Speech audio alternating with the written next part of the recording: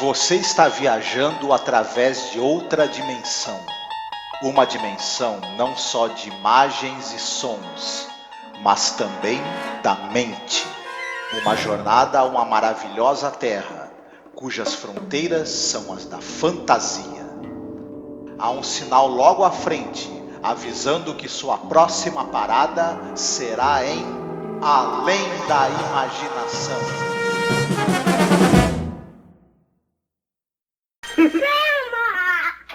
My angel, Billy is a feather. Open them. Happy birthday, Billy. Billy, don't you want to see what Grandma got you? Oh, boy.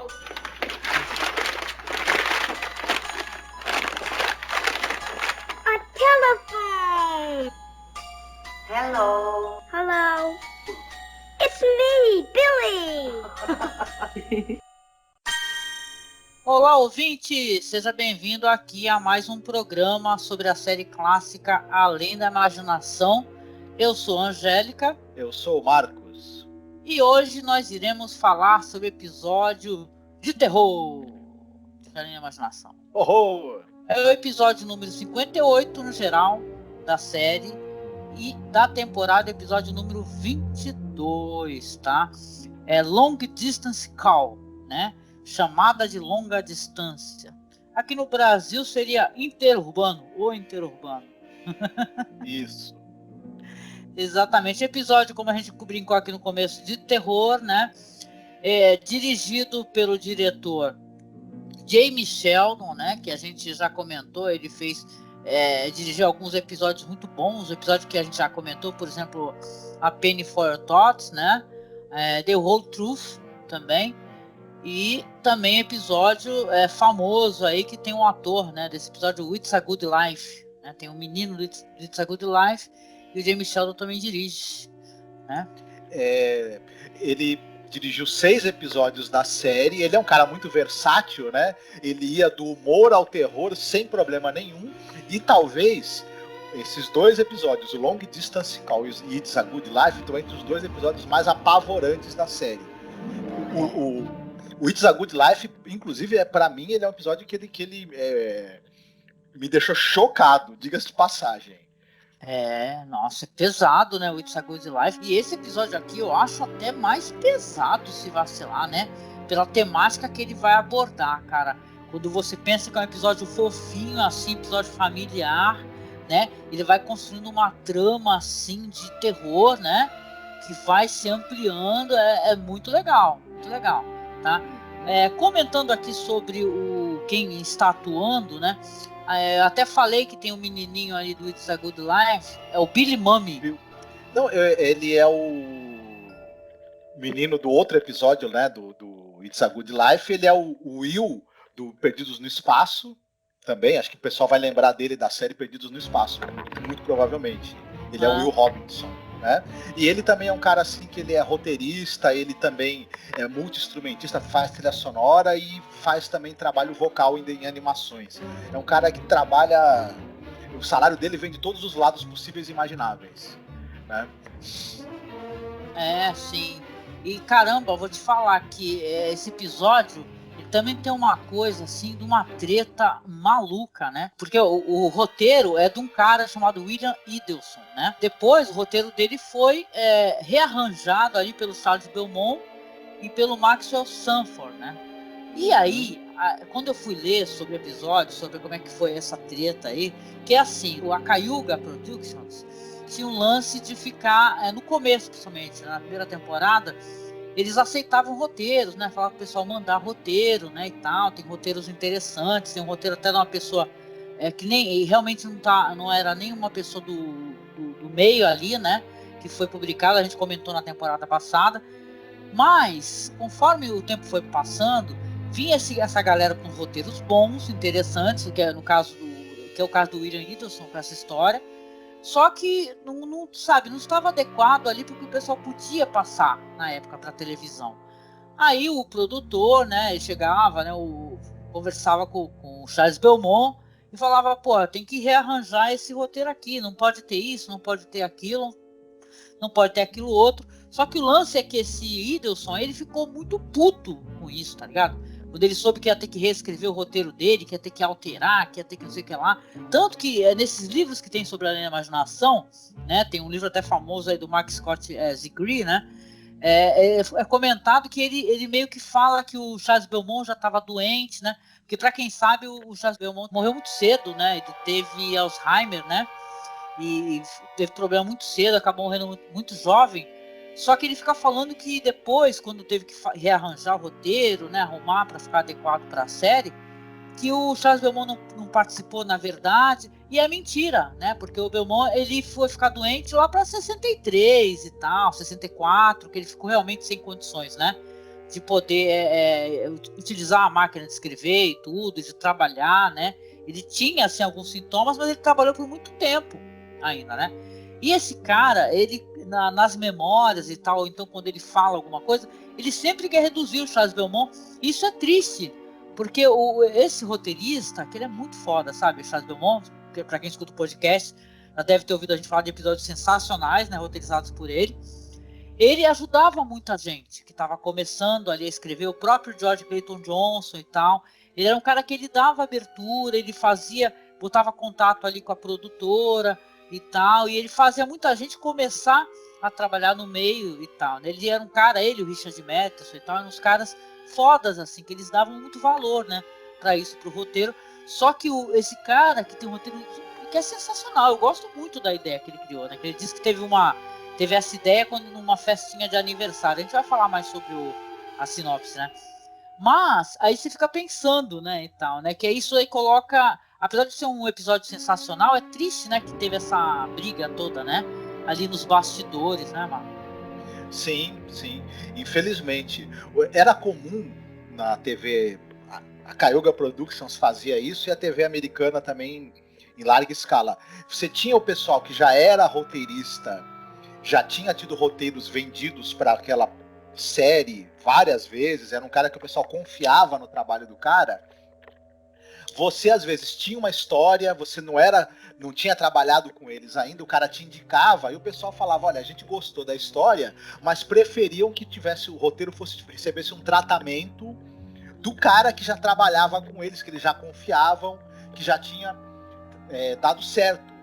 Então, às vezes tinha duas possibilidades, ele pegava a tua história, o cara que já estava lá engajado, né, na produção, como por exemplo Charles Beaumont, ele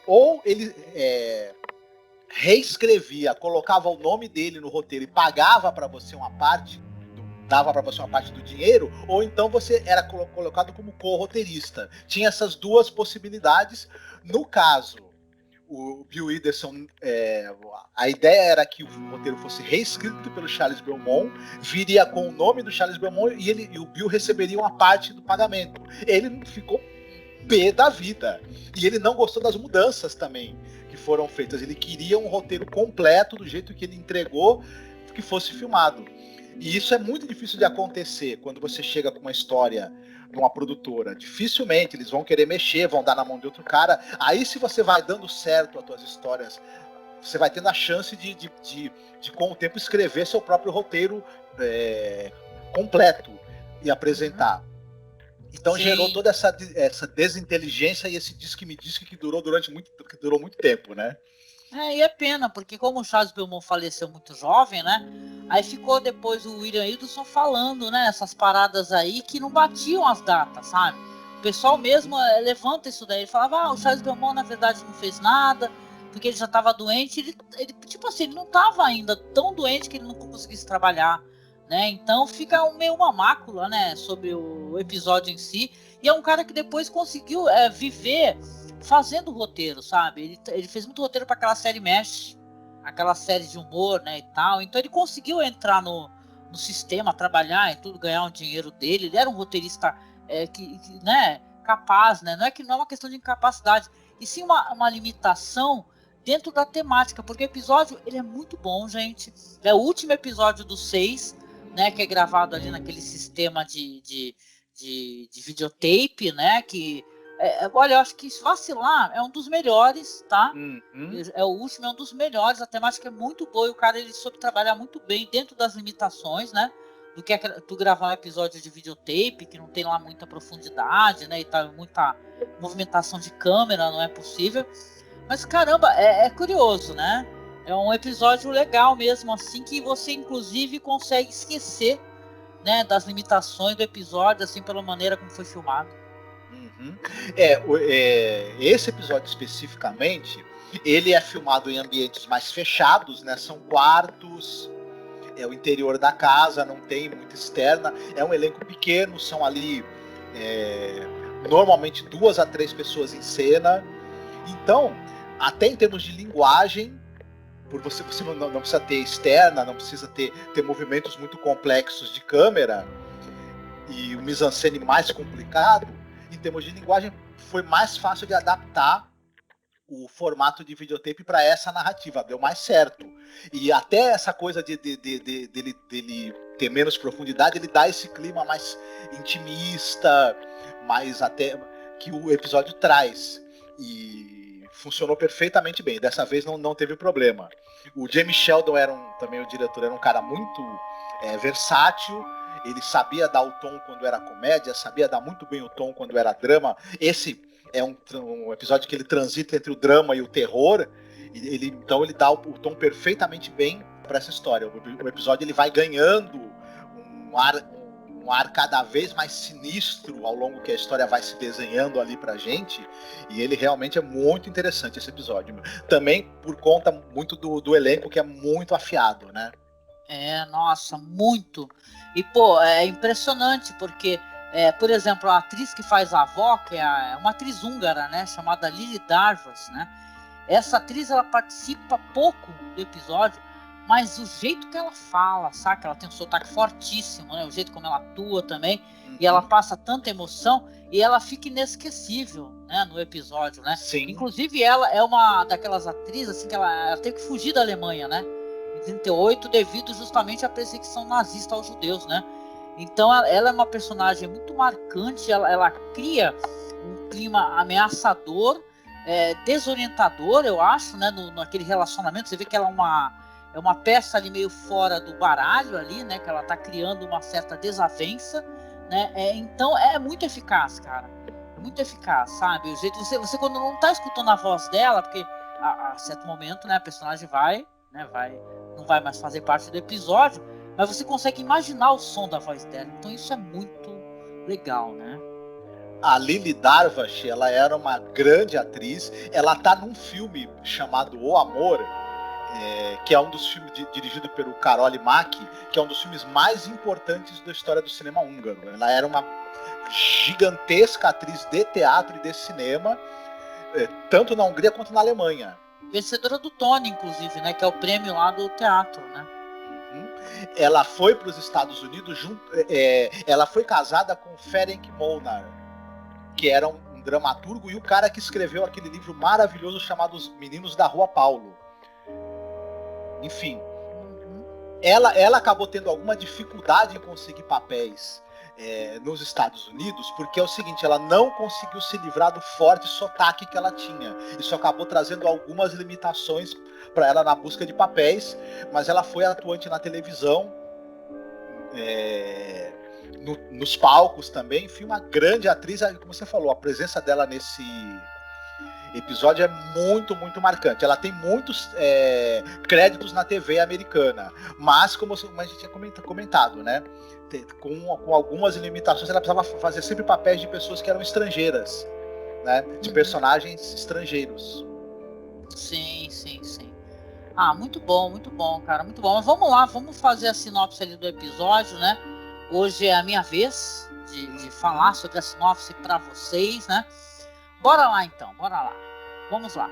A gente vai ver ali uma festinha do Billy, né? Que ele tá tendo a festa ali de 5 anos dele, né? Que ele tá ali muito contente, né? E tal. E tem a vozinha, né, do Billy, que ela tá ali sentadinha ali na cadeira, muito sorridente. Está a mãe, está o pai, né? Você vê ali que a avó dá um presente para ele, dá um telefone de brinquedo, né? E tal. E tu fala para o menino assim, fala, ó, Billy, você vai sempre poder falar com a vovó, sabe? A vovó, só você levantar o telefone, ela brinca até na hora, coisa assim. alô, né, e tal, ele pega o telefone, alô, vovó, e a mãe, né, do menino, ela fica, né, a todo momento tem a close, né, olha como é que é interessante, como eles mostram, né, que existe uma tensão ali, né, que o menino, ele mostra, assim, que ele gosta demais daquela avó, ele ama muito ela, e você vê que existe uma certa tensão, né, como se ela não estivesse gostando daquilo, e claro, o episódio não vai se aprofundar nisso daí, mas percebe-se depois que ela e a avó, né, e a sogra não se entendem muito, né, e tal, né. Que atuação também da Patrícia Smith, que faz a mãe do menino. Que atuação dessa mulher. Verdade, sim, Impressionante. a gente não comentou muito sobre ela, e o personagem dela é maravilhoso, né, porque depois mais pra frente é ela que vai passar toda a tensão, né, que o episódio né, constrói, né, pro espectador, né. Bom, então, aí ela vai trocando ali os olhares ali e tal, você vê, né, a câmera dá aquele zoom nela e tal, e o menino tá muito contente. A avó, dado momento, ela começa a passar mal. Ela fala assim, não tô muito bem e tal, aí o filho já fica meio assustado. Vamos subir, né, aí chama o médico e tal, porque a mãe tá passando mal. E ela realmente ela passa uma fragilidade, né? O jeito como ela tá falando, que ela tá sentadinha. Depois já corta pro realmente momento que a mulher, a avó, vai falecer. O que acontece? Ela tá passando mal, o médico desce, faz aquele, né? Assim com a cabeça que ela não está bem, o filho já começa a se desesperar. O menino Billy começa a gritar que ele quer ver a avó, quer ver a avó. E os pais até meio assim, né, gente? Meio, né? Cada um, mas, pô, sem noção. Deixam o moleque lá, né? O moleque pede, sobem o moleque para poder se despedir da avó. Aí ele até avisa assim, a tua avó ela tá sob medicação, talvez ela não te reconheça, né? E vão lá no caso ali, o leito de morte, né, da mulher. Ela tá falando assim, né, balbuciando. Ai, você não é mais meu filho, pro filho, né? Uma mulher roubou você. Aí tu já saca que ali realmente ela e a Nora não se dão de jeito nenhum. A mulher roubou você. O meu filho é o Billy, entendeu? Billy, você ligue pra vovó, um negócio assim. Eu venho te buscar e papapá. E fala, caralho, uma certa coisa assim que você já fala, fudeu, a pessoa tá ali morrendo e fala que vai vir te buscar, tenha medo, né? Tenha muito medo. Aí pá, falece, né, e tal. Depois já aparece lá que a mãe e o pai vão ali no enterro, né? Estão chegando em casa, né? Todos vestidos ali de preto. Ficou uma menina, né? Ali cuidando do Billy, né? Só que quando eles voltam, descobrem que o Billy tentou se jogar na frente de um carro, né? E aí o episódio vai construindo essa questão, que o Billy fica conversando realmente com alguém, entendeu? No telefone, a mãe no momento fala, que eu tava conversando com quem e tal. Ele, fala com a vovó. Ai, para com isso, Billy, não sei o que e tal. E pelo que a gente entende, o espectador vai entender que a avó tá ali incentivando o menino, né, a ele sim ir ter com ela, né, onde ela está, que é lá no além, né. Então, inclusive, né, o episódio é inteligentíssimo, né, eles mostram que ali no quintal da casa eles têm um poço, né, uma espécie de lago artificial, né, e ela até fala pra ele, a mãe fala, Billy, sai daí, né? Aí é perigoso, vem pra cá, né? E o moleque ficou olhando, eu tava pensando aqui no poço. O moleque tem tendências, né, perigosíssimas, né? A mãe tá sentindo isso, né? O episódio se constrói dentro dessa tensão, né? Mas aí, depois a gente finaliza. Mas e aí, o que você achou do episódio, Marcos? Então, eu gostei muito do episódio. Eu acho que ele trabalha muito bem essa coisa. Primeiro que ele deixa essa dúvida, né? O menino tá fantasiando porque ele era muito apegado à avó, ou ele tá realmente escutando a voz dela do além. Tem muito essa coisa de uma construção psicológica da personagem da avó. Ela tinha essa mágoa, porque ela devia ser muito ligada ao filho. O filho conheceu alguém, se apaixonou, casou, ela via como se a esposa tivesse do filho dela tivesse roubado ele, e ela via e ela ficou triste. Ela mesmo conta, né? Em determinado momento ela fala que ela ficou muito triste pelo filho ter casado, por ter perdido esse filho de certa maneira para a esposa. E quando o neto nasceu, e ela meio que ganhou um outro filho, né? Teve o prazer de novo de ver uma criança crescendo e direcionou todo o amor que ela tinha para esse neto. Ele era uma substituição, digamos, para o filho dela, que cresceu, né? E como a gente vai ver, talvez o espírito dela estivesse chamando o neto para ele ficar com ela no além. Mas claro que o menino tem que morrer para que isso aconteça. E a criança vai procurando meios de morrer. Então, à medida que essa história se desenha, a gente vai ficando horrorizado com isso, né? E os pais, obviamente, entram numa espiral de desespero. Sobretudo a mãe, né? O marido não acredita muito, mas a mãe, ela logo tem essa coisa de querer proteger de qualquer maneira o filho, né? E Sim. como eu falei, é uma grande atuação da Patricia Smith também. O pai, só um adendo rapidinho, o pai é o Philip Abbott, que é um ator também de televisão e é um cara que ele era diretor e roteirista de curtas-metragens da Disney, de animação. Era um cara que era ligado ao mundo da animação, mas que também atuava e também fazia trabalho vocal em animações. Então era mais um cara que o salário dele vinha de todos os lados, né? Enfim. Não, tem que se virar, né, cara?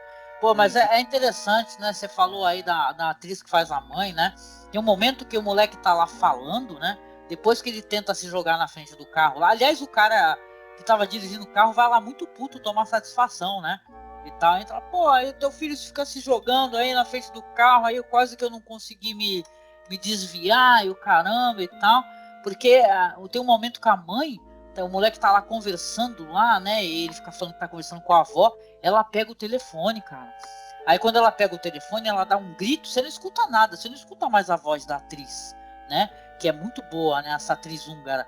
Mas, cara, ela dá um berro, né? Ela fala que ela ouviu a respiração e tal, e ela sentiu que tinha alguém do outro lado da linha. Porra, é um telefone de brinquedo, né, cara? Você quer uma coisa mais não ameaçadora do que isso, né? E é legal. Sim. Porque eu acho que depois o cinema, mais pra frente, ele vai se apropriar muito dessa estética, sabe? De coisas inocentes, né? De objetos infantis para meter medo. Por exemplo, no Poltergeist, né? Que a gente vai falar mais pra frente, é muito inspirado em um episódio da imaginação. No Poltergeist tem aquela cena do quarto que o moleque tá deitado, ele tem um palhaço assustador, né? E tal, no filme, né? Então esses elementos infantis, né? Eles vão ser, como colocar assim, vai haver uma subversão, né? De coisas infantis ao que você sente medo. Esse telefone você sente um medo absurdo. Tem uma pessoa morta do outro lado, né? E ela dá um berro, né? Eu sei que o desfecho do episódio é muito bom também, porque o moleque, ele realmente vai se jogar. O moleque vai se jogar naquele poço, entendeu? E, claro, não é mostrado para o espectador, porque isso é uma coisa muito pesada, né, e tal, né? Mas aí eles ficam desesperados e tal, e depois já aparece, então, que tem uns paramédicos ali, chamaram os paramédicos, eles estão com um grande respirador ali, tentando, né, fazer com que o moleque volte a respirar, mas já avisam, né, pro pai e pra mãe, olha, se preparem, né, porque ele tá há muito tempo sem ar, né, como é que a gente vai fazer? E o pai, né, naquele desespero, a mãe também está em choque sentada lá. O pai, naquele desespero, vai no quarto do moleque, pega o telefone e começa a pedir para a mãe, falar assim: mãe, por favor, mãe, eu te imploro, pelo amor de Deus, deixa o meu filho viver, deixa o meu filho crescer, deixa o meu filho ter uma experiência, ele casar, ele estudar, ele ser feliz. Mãe, pelo amor de Deus, deixa o meu filho e tal. E cara, é interessante, eu gostei. Depois a gente vai falar sobre as mudanças de roteiro. Eu gostei disso, no momento que ele tá conversando com a mãe, implorando, aí o moleque volta a respirar. Aí os paramédicos avisam, né, falam que o moleque voltou a respirar, né, e os pais ficam, né, exultantes, né, e dá a entender, né, Marcos, que você podia até ter uma certa dubiedade ali, o moleque podia estar, sei lá, surtando, imaginando aquilo, aquela imaginação infantil, né, mas assim que ele implorou, ou foi uma coincidência, né, também deixa esse pezinho, aí o moleque volta a respirar e volta à vida, né, e as coisas vão se resolver, né. Interessante esse final, né, é muito interessante porque no roteiro, e por isso o cara tava bem chateado, né, o roteirista original da história, primeiro que ele queria que mostrasse o corpo do moleque boiando de bruços, né, aí não vai rolar num episódio de uma série assim pra família, né? E tal. Pelo menos nessa época e nessa temporada, que eu acho que até mais pra frente, tem episódios que vão abordar coisas até mais pesadas, né? Mas eles estavam naquela da censura, e tem, para quem conhece a TV americana, né? E tal, a TV até hoje, né? Vamos, né? As pessoas dependem de patrocínio, de patrocinadores e tal. Aí de repente não dá pra tu ter um comercial de pasta de dente no episódio que o moleque tá boiando morto de bruços, né? Então tem isso, né? Os caras estavam muito presos ali na questão da censura, né? Exatamente, não podia mostrar coisas que fossem chocantes. Pelo menos graficamente chocantes. Você podia até ter ideias chocantes, mas isso não podia ser mostrado visualmente. Mas enfim, de qualquer maneira, esse episódio ele não mostra nada que seja chocante, mas ele se vale muito da sugestão, o que é melhor ainda, né? Para mim, o horror mais interessante é aquele que te pega com menos, com uma sugestão. E o episódio faz isso maravilhosamente bem. Você já citou essa coisa do simples e inocente telefone de brinquedo se transforma num objeto capaz de gerar horror, verdadeiro horror e apreensão, por ser aí uma fonte de comunicação com os mortos, com outro mundo. E o episódio, à medida que as coisas vão acontecendo, ele vai optando por uma fotografia cada vez mais fechada. São cenas mais fechadas, mais escuras. É como se você estivesse penetrando ali num território mesmo das sombras, do outro mundo. É muito eficiente a maneira como e a sugestão mantida até o fim, né? E a tensão sendo mostrada através do trabalho dos atores, que eles vão catalisando essa tensão, esse medo, essa apreensão toda que vai tomando conta dos pais, né? Por conta do que está acontecendo com o filho, com o menino, né? De possivelmente estar sendo chamado para o outro mundo pelo espírito da avó. É muito bem feito, muito bem conduzido e muito eficiente esse episódio. E nessa mistura de elementos maravilhosos assim que para mim, né, é o que torna uma história que fica na minha cabeça, né, no terror. Não é uma imagem gráfica, é uma ideia que se planta na sua cabeça e que fica, né, martelando ali. Será? Muito interessante mesmo. Pô, se eu tivesse uma criança pequena em casa com um telefonezinho de brinquedo, eu ia ter um cagaço, cara. Porque é bizarro, né, isso daí, né?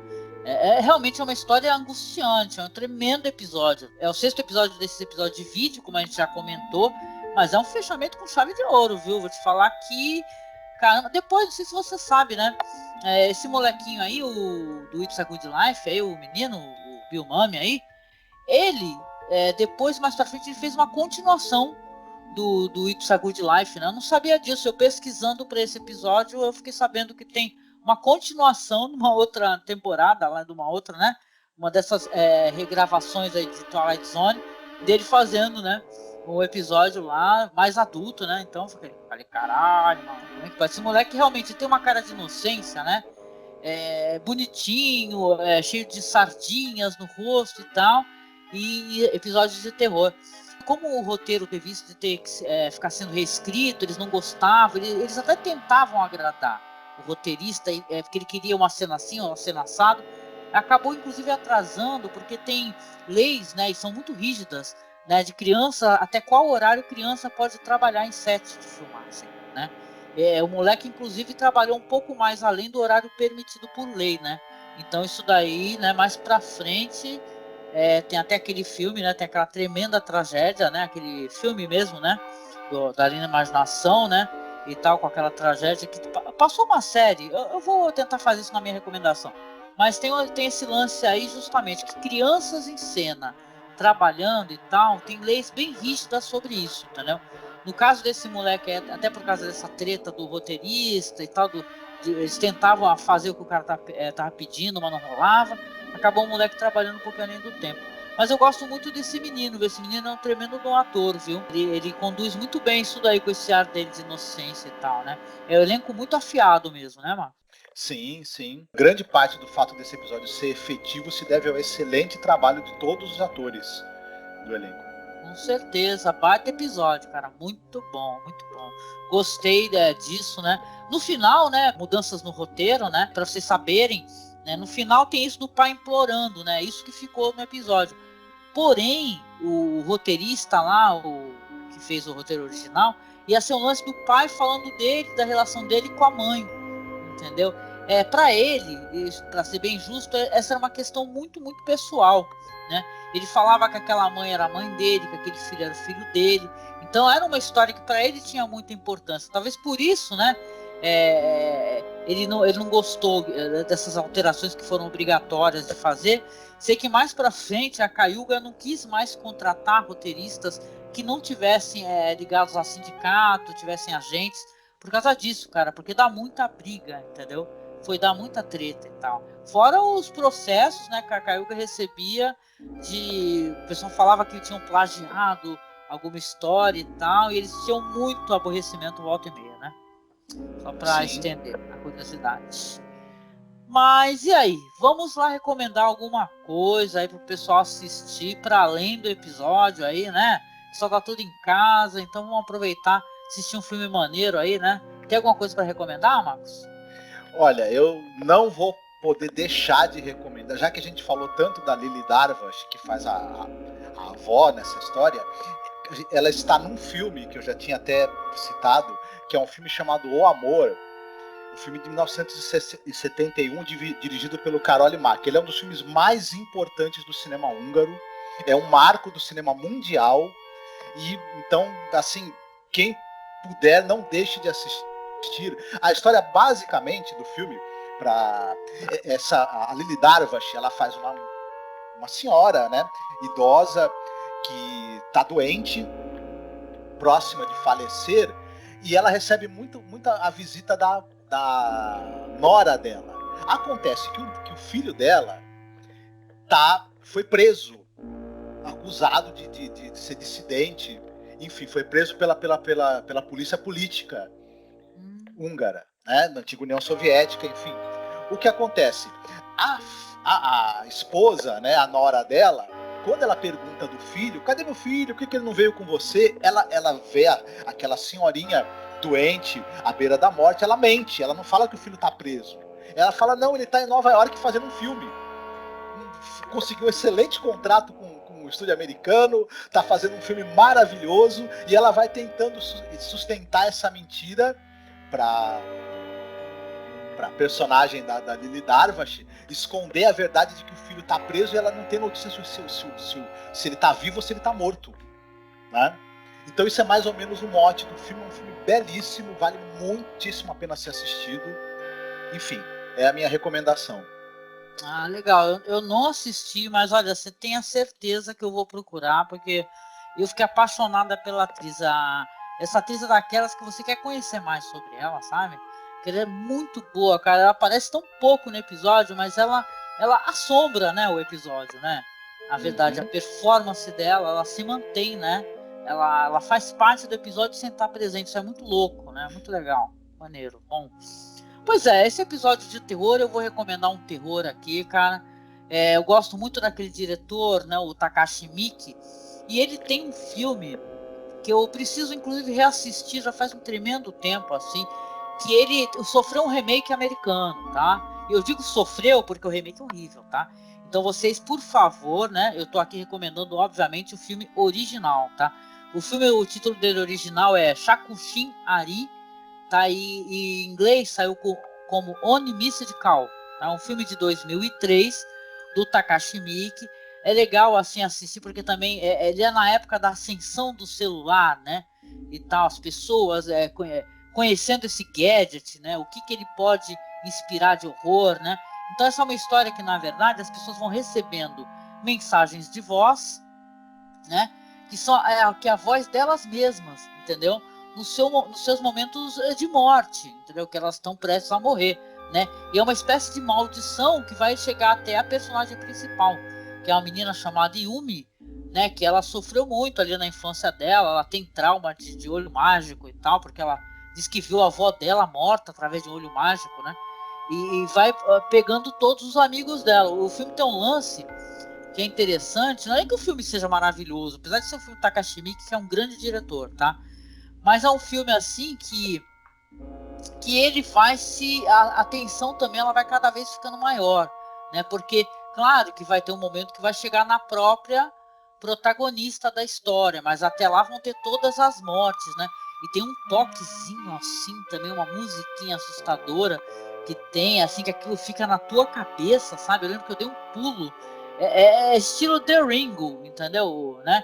Que se você tá assistindo The Ringo e teu telefone toca, tu dá um pulo, né? É meio assim, né?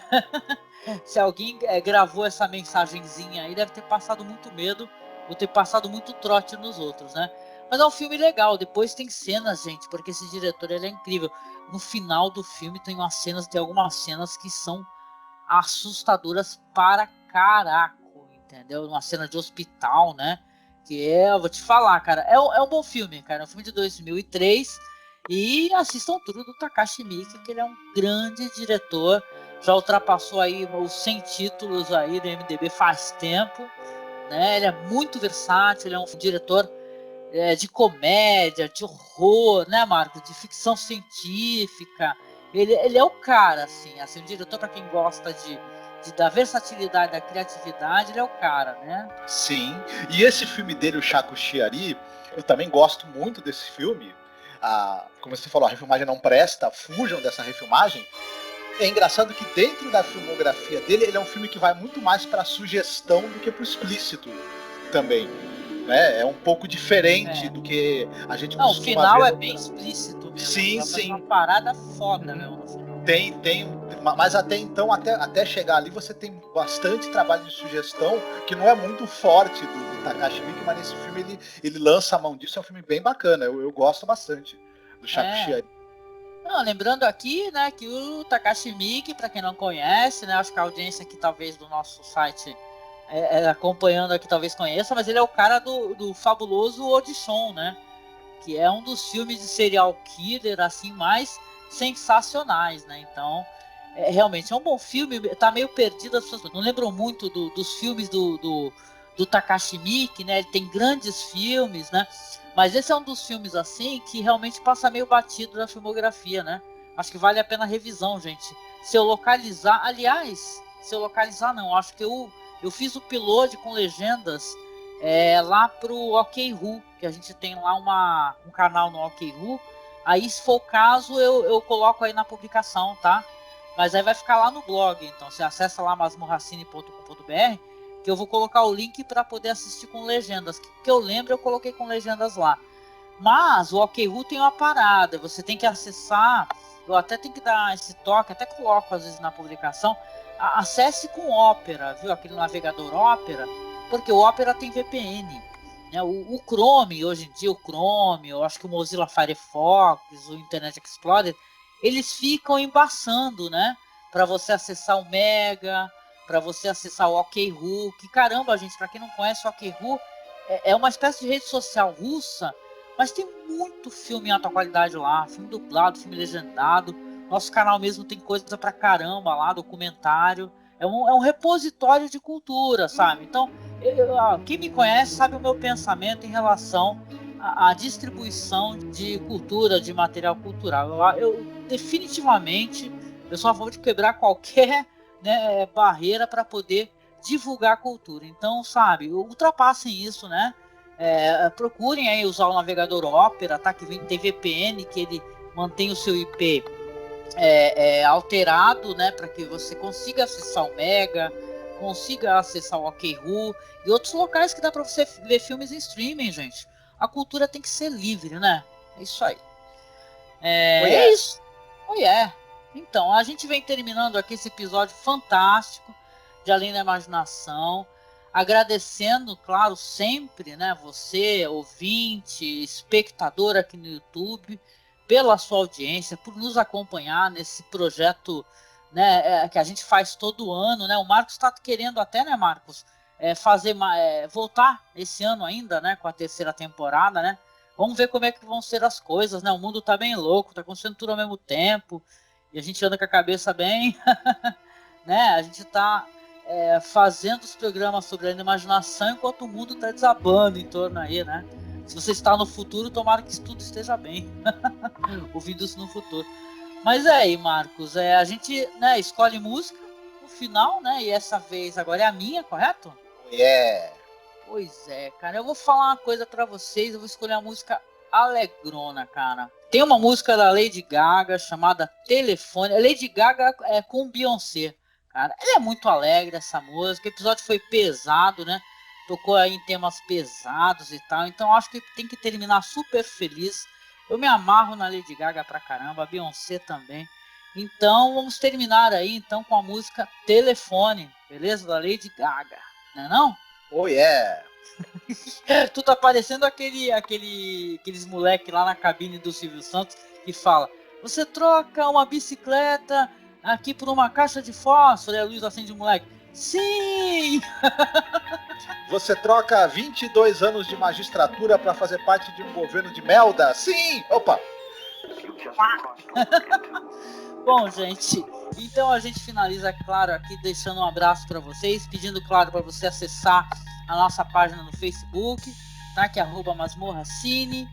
Você também pode entrar no nosso grupo lá, que é o Fãs de Além da Imaginação. Lembrando que a gente tem e-mail, tá? Então, se quiser mandar um privado aqui pra gente conversar conosco, aqui é só você mandar para contato.cinemasmorra@gmail.com. Temos o nosso perfil lá no Instagram, tá? Que é @masmorracine. E no Twitter nós estamos como masmorra_cast. Os podcasts saem todas quartas e sextas-feiras. E a gente já tá chegando logo mais, né, Marcos? No último episódio, hein? Falta pouco dessa temporada. Estamos nos aproximando do momento culminante aqui da temporada. Hell yeah! E é isso, cara. A gente termina o episódio aqui, claro, deixando um abraço forte para vocês. Pedindo, claro, se você puder colaborar com a gente, ser o nosso padrinho, ser a nossa madrinha. Essa é uma época tão difícil para todo mundo, né? Mas se você não puder, tudo bem, tá? Porque você compartilhando, divulgando já ajuda bastante. Mas se você puder, se você tiver um dinheirinho sobrando, puder nos ajudar, a gente tem lá o nosso perfil no Padrim e também no Colabora Aí, tá? Onde a gente pega essa graninha para poder pagar servidor, né? Estamos juntando um din-din para poder comprar headset, que os nossos headsets estão muito ruins, né? Então estamos tentando aí chegar num ponto aí para poder fazer, né, a troca dos equipamentos e continuar com a qualidade de áudio melhor, né? A gente deixa aqui um beijo, né, Marcos, pro nosso ouvinte, espectador, e até o próximo programa, gente. Fiquem bem, se cuidem e cuidado com quem estiver tocando o telefone, hein? Do outro lado.